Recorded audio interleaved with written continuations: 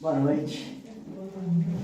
Originalmente, essa palestra, a ideia que eu tinha tido era de ser a palestra Ser Espírita, que ia abordar vários temas, entre eles o que nos faz espíritas, como nos tornarmos espíritas melhores, a responsabilidade que nós temos como espíritas e depois o dever dos espíritas. Foi uma reflexão que eu tive relacionando alguns capítulos do Evangelho, algumas mensagens do Livro dos Espíritos e de outros livros também que a gente estuda em casa. E eu fui fazer a palestra, só que ela ficou muito resumida, porque era muito conteúdo para fazer uma palestra só.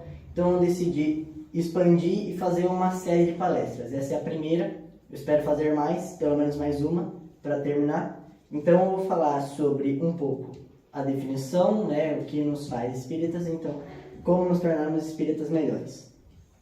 A gente vai usar como base para essa apresentação o capítulo 17 do Evangelho segundo o Espiritismo, Sede Perfeitos. E ele começa como? O capítulo tem vários temas, vários subtemas, mas eu não vou abordar todos, porque para a mensagem que eu queria passar depois no final, só tinham alguns que fariam sentido, e também para não ficar muito comprido, porque é difícil resumir um capítulo inteiro do Evangelho numa palestra só. Então eu vou abordar os caracteres da perfeição, o homem de bem, os bons espíritas e a virtude. As instruções dos espíritos são uma seção do capítulo que tem vários temas, entre eles a virtude. Então agora sim, começamos abrindo o capítulo com as palavras de Jesus sobre os caracteres da perfeição. Amai os vossos inimigos, fazei o bem aos que vos odeiam e orai pelos que vos perseguem e caluniam. Porque, se somente amardes os que vos amam, que recompensa tereis disso? Não fazem assim também os publicanos? Se unicamente saudardes os vossos irmãos, que fazeis com isso mais do que os outros? Não fazem o mesmo os pagãos? Sede, pois, vós outros perfeitos, como perfeito é o vosso Pai Celestial. Assim, vamos começar. Está dizendo aqui, Jesus está dizendo para a gente ser perfeito. Mas calma, senhoras e senhores. A gente não precisa ser perfeito logo de primeira. Nem de primeira, nem de segunda, porque a gente também não está na nossa primeira encarnação. A gente vai falar um pouco mais disso mais para frente. Mas vamos começar com a mensagem principal. Amai os vossos inimigos.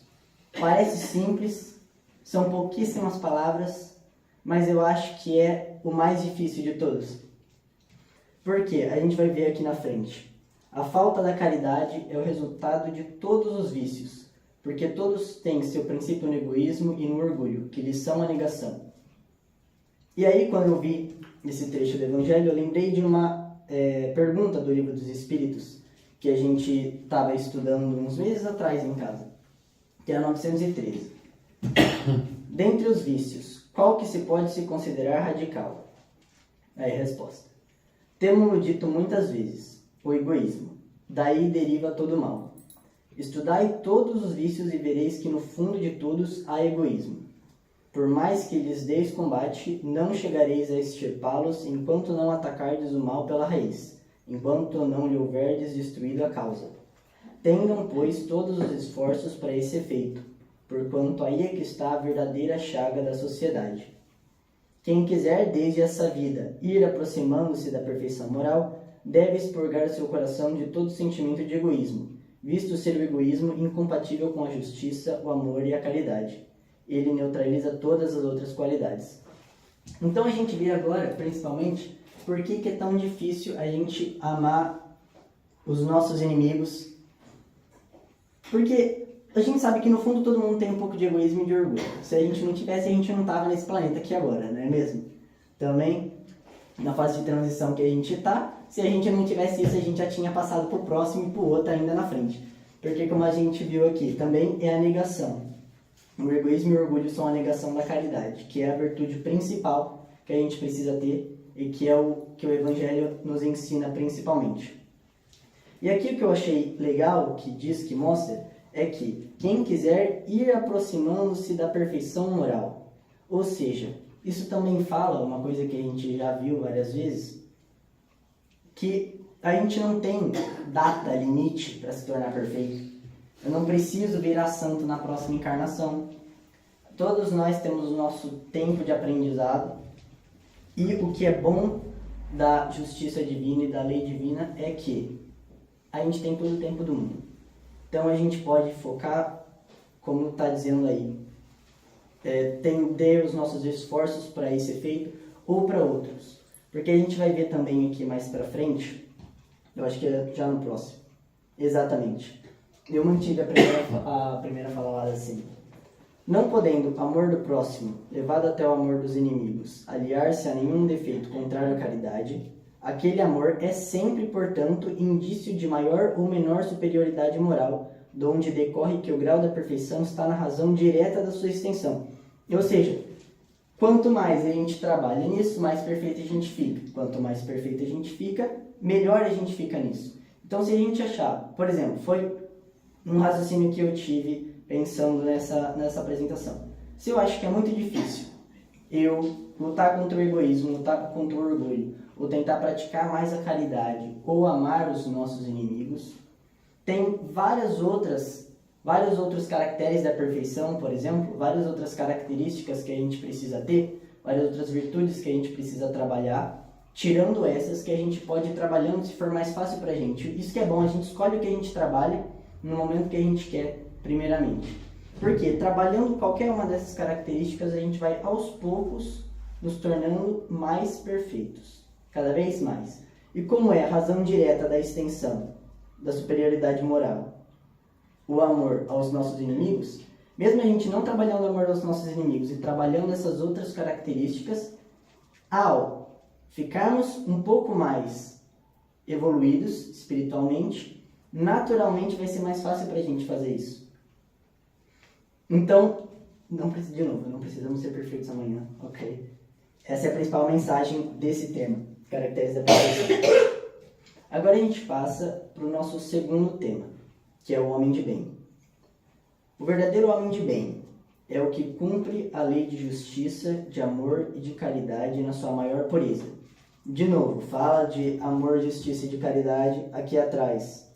Quem quiser, desde essa vida, ir aproximando-se da perfeição moral, deve expurgar seu coração de todo sentimento de egoísmo, visto ser o egoísmo incompatível com a justiça, o amor e a caridade. Então aqui de novo, o verdadeiro homem de bem é livre do egoísmo, mas a gente pode ir trabalhando aos poucos.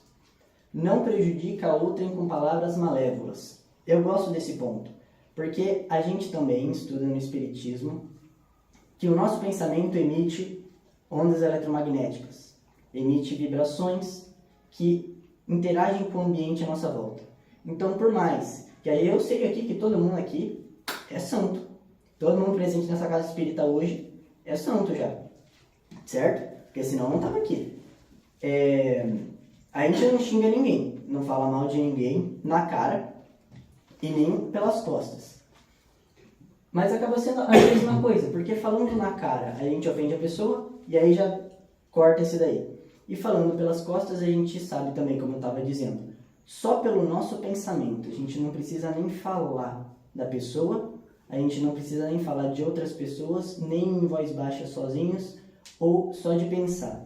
De ter pensamentos ruins sobre determinada pessoa, a gente vai transmitir essa vibração e esse padrão de pensamento para o nosso ambiente, além de piorar a nossa situação, baixar a nossa vibração. A gente sabe que do mesmo jeito que a gente emite as ondas, certo? Esses padrões de pensamento, a gente também recebe. E as pessoas em volta, inclusive a pessoa que a gente está pensando, por exemplo, não importa a distância, ela vai receber. E também vai acabar atrapalhando ela ainda mais. E outra coisa, eu não tinha pensado antes, eu estava falando com a minha mãe esses dias, umas semanas atrás, nem só pelo pensamento consciente, um olhar da gente vê que o olho é a janela da alma. Os olhos são a janela da alma. Ou seja, o nosso olho, mesmo quando a gente olha para aquela pessoa, a gente não gosta daquela pessoa. Vamos supor. Se bem que a gente, de novo, é perfeito, a gente gosta de todo mundo, a gente não tem inimigos. Ninguém tem inimigos. A gente olha para aquela pessoa, mas olha mal para ela, olha com ar de julgamento. Por mais que a gente não queira pensar, no nosso inconsciente a gente não gosta da pessoa e a gente olha para ela. Essa pessoa vai sentir. E isso vai impactar todo mundo, de novo, o ambiente, você, a pessoa, e vai te atrasar ainda mais. Porque é viciante, é bom fazer o que é ruim, porque o que é ruim é bom, porque é difícil fazer o que é bom. Poético, guardem as minhas palavras.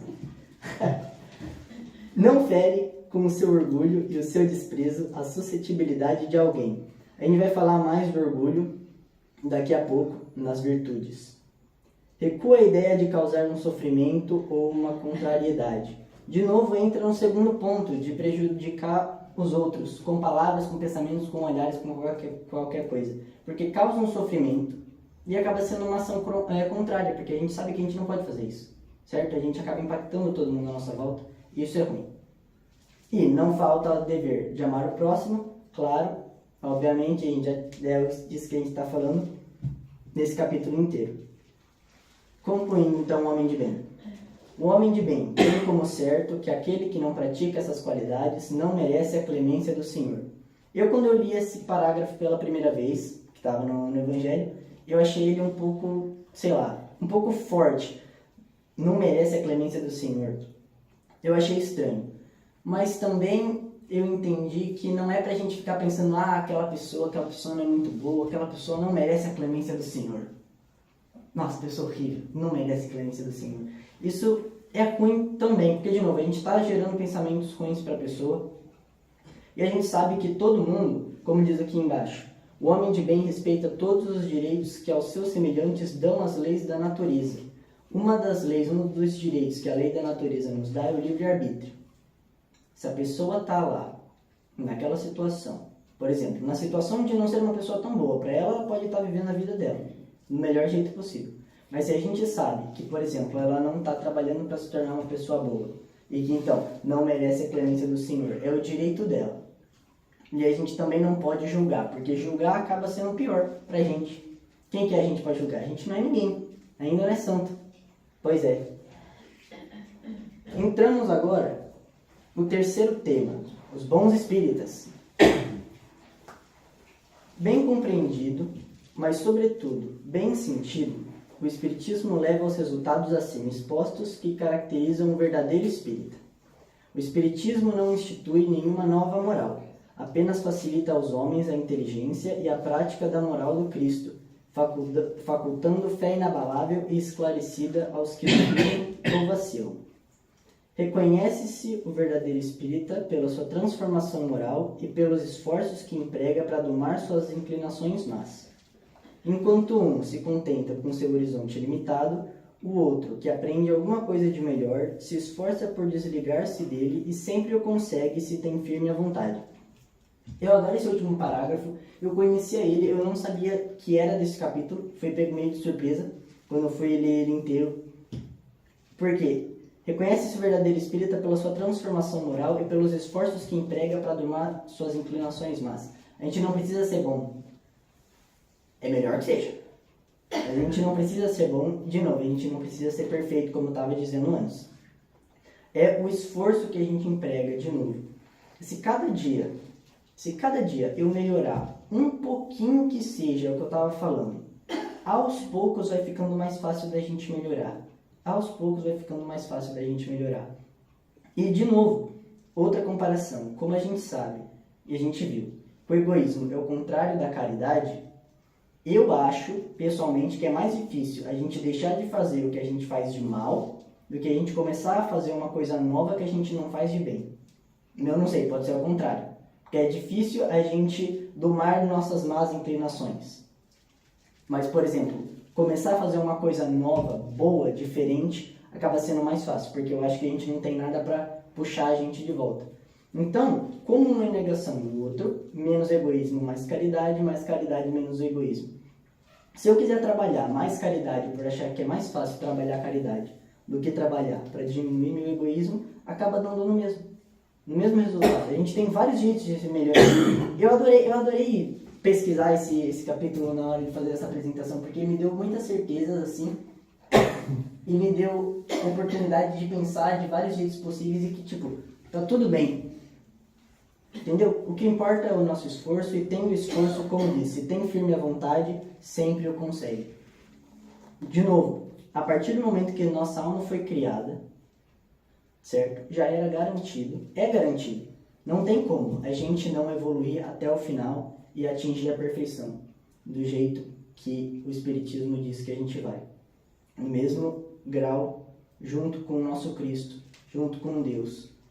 Então, é incrível, olha, eu fico até emocionado, porque a gente vai se tornar perfeitos independente de quanto tempo a gente demore. Isso é maravilhoso. Continuando agora para o tema, a virtude.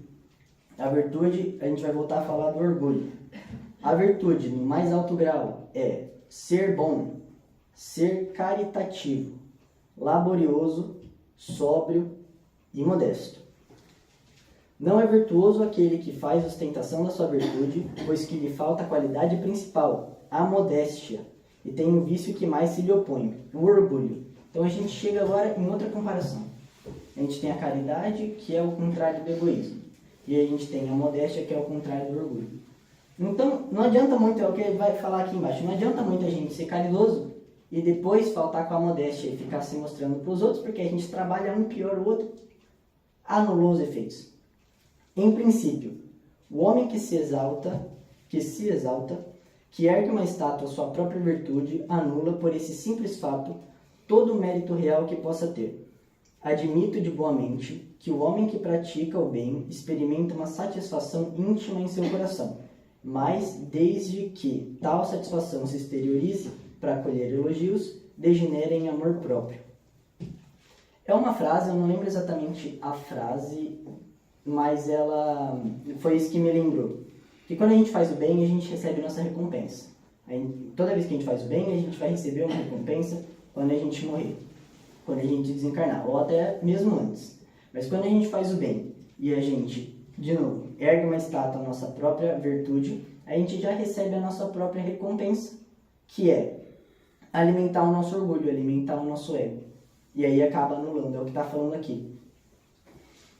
Só que aí eu fiquei pensando, e as pessoas, por exemplo, famosos, pessoas influentes, que fazem o bem, doam sei lá quantos mil euros para caridade, mas que aí está por todo lado, ou que eles mesmos postam nas redes sociais, ou falam assim, na TV que fizeram tal, que arrecadaram tanto, que ajudaram sei lá quantas crianças.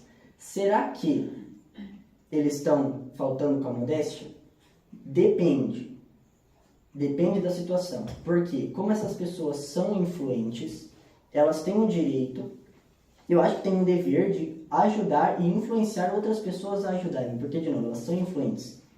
Por exemplo, o próprio Cristiano Ronaldo. Eu não gosto muito de futebol, não entendo muito de futebol, não acompanho o Cristiano Ronaldo, mas eu sei, e acho que muita gente sabe, que ele doa sangue pelo menos uma vez por mês. Se eu não me engano, era mais ou menos isso que eu tinha visto. E assim, todo mundo sabe disso, e ele faz campanhas, sei lá do que, incentiva. No começo, antes de ter pensado nisso, bem antes, uns anos atrás, eu pensava, pô, deve estar se mostrando. Eu achava que ele estava se mostrando, sinceramente. Porque eu dou sangue, sei lá, porque eu sou muito bom, sei lá. Mas aí depois teve uma campanha que a gente teve na nossa escola, uns meses atrás, que era só para os maiores de idade, que era de doar sangue. E eu ouvi várias pessoas falando no corredor, por exemplo, que elas iam participar desse projeto, elas iam participar dessa atividade, porque o Cristiano Ronaldo fazia. Olha só, eu não imaginava que funcionasse desse jeito, mas sim, elas foram incentivadas porque o Cristiano Ronaldo falou que doava sangue. Então eles acabam aproveitando essa influência que eles têm para ajudar as pessoas a fazerem o bem também. Mas é óbvio, não é tudo que eles fazem de bom que eles vão divulgar. E também não é assim que tem que ser. E olha, continuando. A virtude, para encerrar agora a virtude. Ó vós todos a quem a fé espírita aqueceu com seus raios e que sabeis quão longe da perfeição está o homem, jamais esbarreis em semelhante escolha. A virtude é uma graça que desejo a todos os espíritas sinceros. Contudo, digo-lhes-ei, mais vale pouca virtude com modéstia do que muita com orgulho. Pelo orgulho é que as humanidades sucessivamente se hão perdido, e pela humildade é que um dia elas se hão de redimir.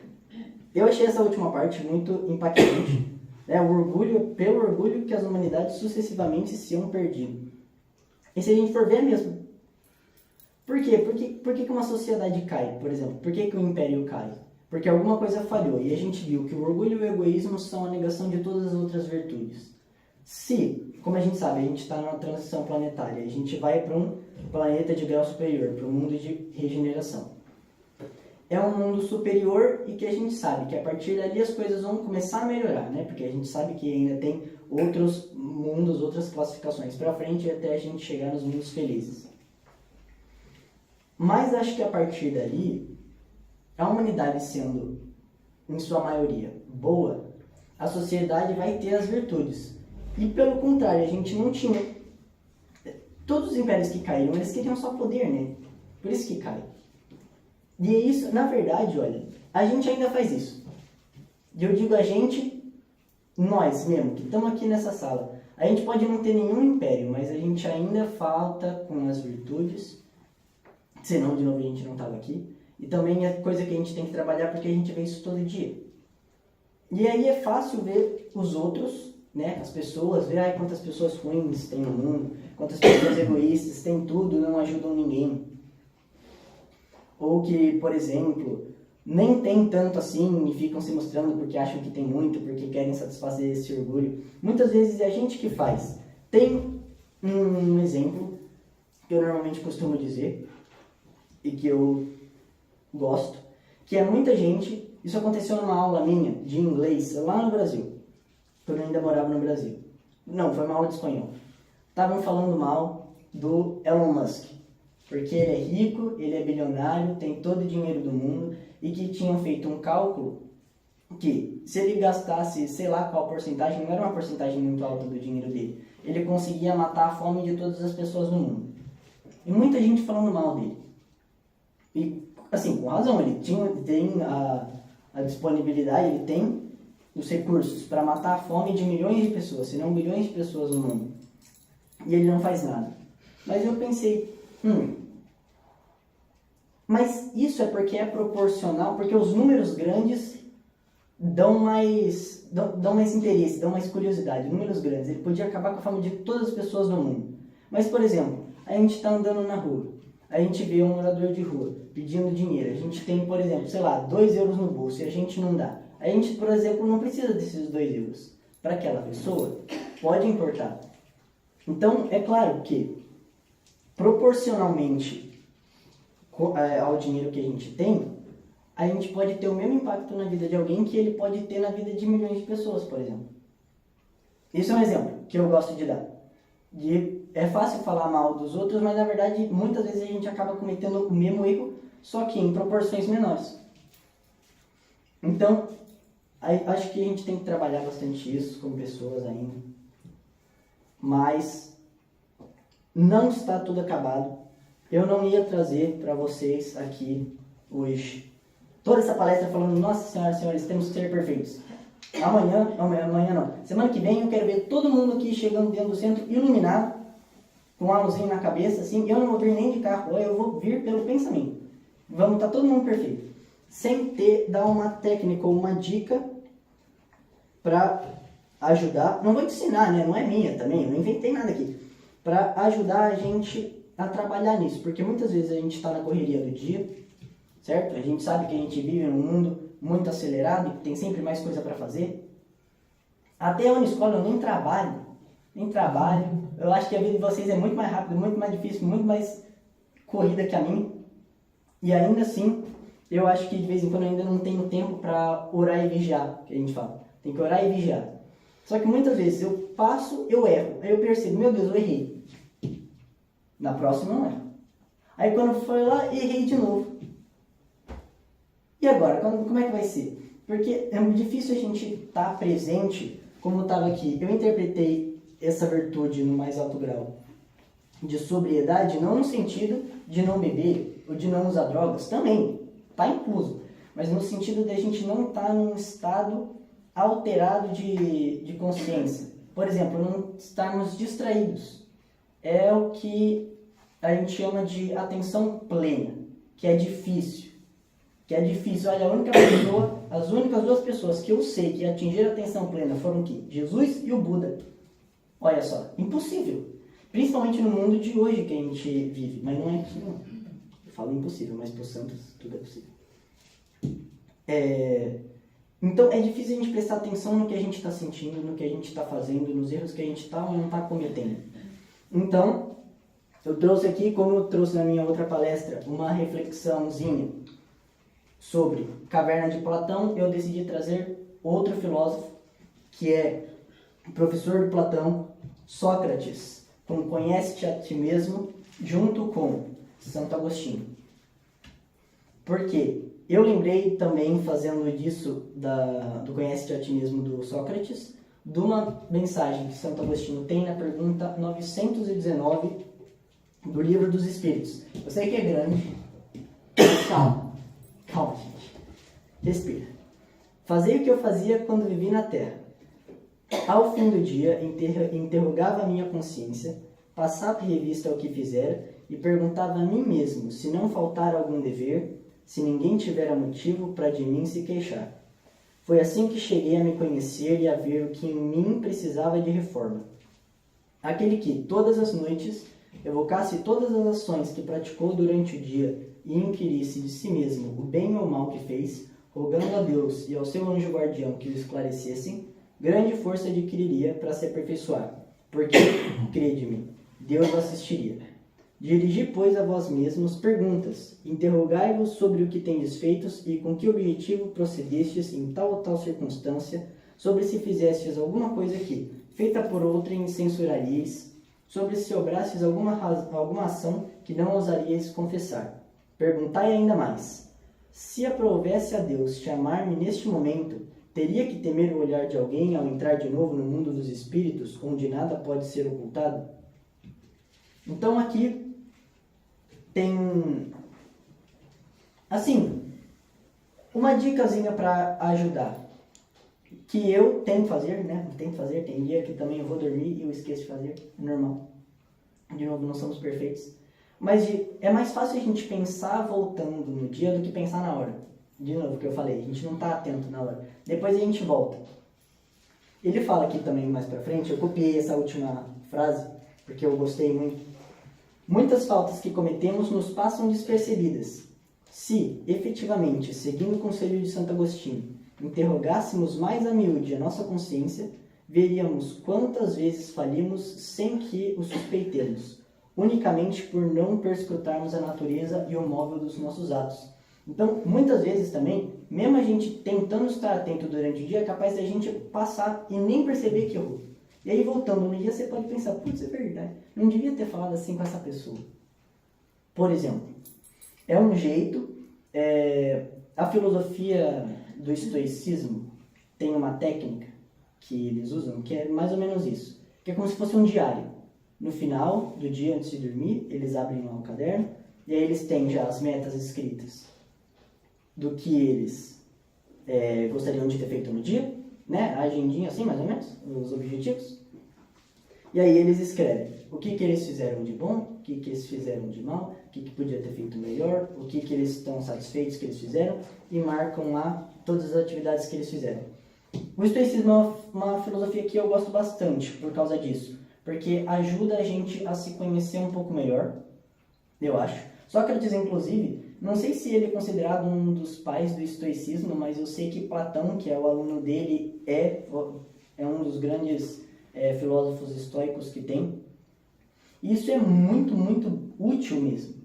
Porque também é uma forma de meditação, porque a gente tem que parar, relaxar a nossa cabeça, parar de pensar em tudo que aconteceu no dia, que é muito difícil, muitas vezes, de a gente parar e pensar tudo que aconteceu no dia.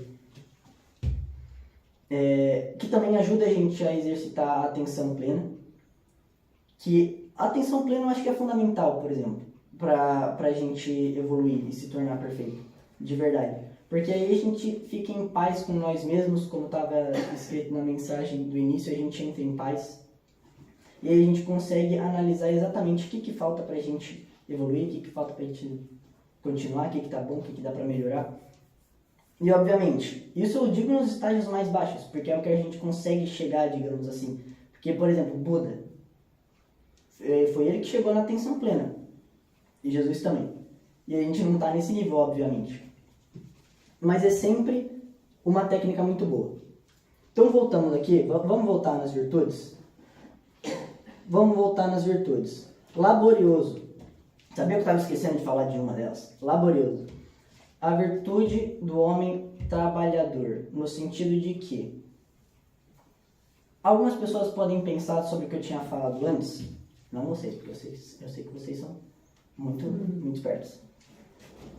E pensar, por exemplo, a gente tem toda a eternidade para evoluir, certo? Que é verdade, a gente tem toda a eternidade para evoluir. Então por que eu vou começar a trabalhar agora? Por que eu vou tentar evoluir agora se agora tá bom? Se eu sei que se eu continuar mesmo e evoluir, sei lá, 1% a cada 10 anos, eu vou, um dia eu chego lá. Porque, de novo, você vai estar faltando com uma das virtudes que é o trabalho. Trabalho. Foi o que Chico Xavier, por exemplo, uma das maiores figuras do Espiritismo. Ele mesmo trabalhava 20 horas por dia e dormia 4. Trabalhava 20 horas por dia e dormia 4. Como é que ele comia? Não sei como é que ele comia. Trabalhava 20 horas por dia, dormia 4. E olha que era o Chico, a gente pensa, vou trabalhar bastante essa vida, que aí é para eu ficar evoluído, porque eu não preciso mais trabalhar. Certo? Já estou bem, já estou perfeito. É nada. É muito ao contrário, quanto mais a gente evolui, mais a gente trabalha. Mas a diferença é que quanto mais a gente evolui, mais a gente vai gostar de trabalhar. É diferente, porque o trabalho é pelos outros. A gente sente aquela satisfação, aquela felicidade suprema que os espíritos falam que os espíritos no grau da perfeição têm, que a gente não tem. Eles dizem que nesse nosso mundo a gente tem momentos felizes, mas a gente não possui a felicidade ainda, porque é no nosso nível que a gente está, no nosso nível evolutivo espiritual, a gente não tem essa capacidade ainda de sentir essa felicidade. Muito por causa do egoísmo e do orgulho que puxa a gente para baixo. Porque essa felicidade é de ajudar os outros. E o próprio Chico mesmo tem aquela história que o Chico pergunta para o Emmanuel, né, o que ele tem que fazer, e o Emmanuel responde com 3 coisas. Disciplina, disciplina e disciplina. 3 vezes disciplina. E foi isso que ele seguiu a vida inteira. Também o André Luiz, Divaldo Franco também trabalhou a vida inteira. A gente vê todos esses espíritos iluminados. O próprio Jesus trabalhou a vida inteira. Coitado dele. Eu fico com dó dele, vendo tudo isso que ele trabalhou, e a gente ainda foi lá e crucificou ele. Coitado. Sacanagem, é traição isso que a gente fez com ele. Mas então, é isso que a gente tem que trabalhar também. Bastante. Agora, vocês achavam que eu ia fazer uma palestra sobre a moral, sobre a filosofia espírita, não ia trazer a ciência? Não.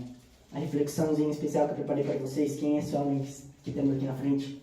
Isaac Newton, maior físico de todos os tempos, meu cientista preferido, um dos meus ídolos. Aí vocês vão achar, por que você está falando do Newton agora nessa apresentação? Exatamente, vocês vão ficar ainda mais perplexos quando eu apresentar a primeira lei de Newton, uma lei física, sobre a inércia de objetos em movimento. O que é isso? O que isso tem a ver?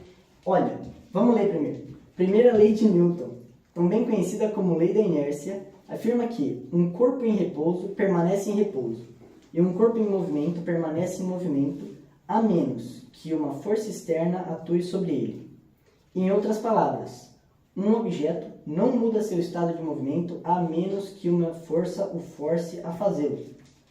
Ou seja, vamos tirar isso completamente do contexto e trazer para a evolução espiritual, porque eu sei que tem tudo a ver com o objeto. Quando a gente está parado, você precisa fazer uma força bem mais forte para ele começar a se mover do que para acelerar o objeto quando ele já está em movimento. Porque a gente entraria na segunda lei de Newton, mas eu também não ia botar 2 leis de Newton, porque essa palestra aqui é sobre filosofia e moral, e também porque é uma fórmula. Ou seja, quando a gente está parado, é difícil começar. Você olha para frente e você pensa, meu Deus, se eu começar agora, eu vou ter que começar a trabalhar todo dia, um pouquinho, nem que seja um pouquinho, mas eu estou tão bem parado. Mas depois que a gente pega o ritmo, fica mais fácil. É igual, por isso, olha a outra aplicação prática da primeira lei de Newton. Se vocês não levarem a mensagem de amar os vossos inimigos para casa, vocês podem levar a primeira lei de Newton. Também, substituto. Por que é difícil levantar da cama segunda-feira? Por causa da primeira lei de Newton. A gente tá na semana trabalhando, tá no embalo, estudando. Porque eu tô na escola, não trabalho, eu tô estudando. Chega no final de semana, a gente para. Segunda-feira de manhã, toca o alarme. Cadê aquele ritmo? Morreu. Acabou. Estamos na inércia.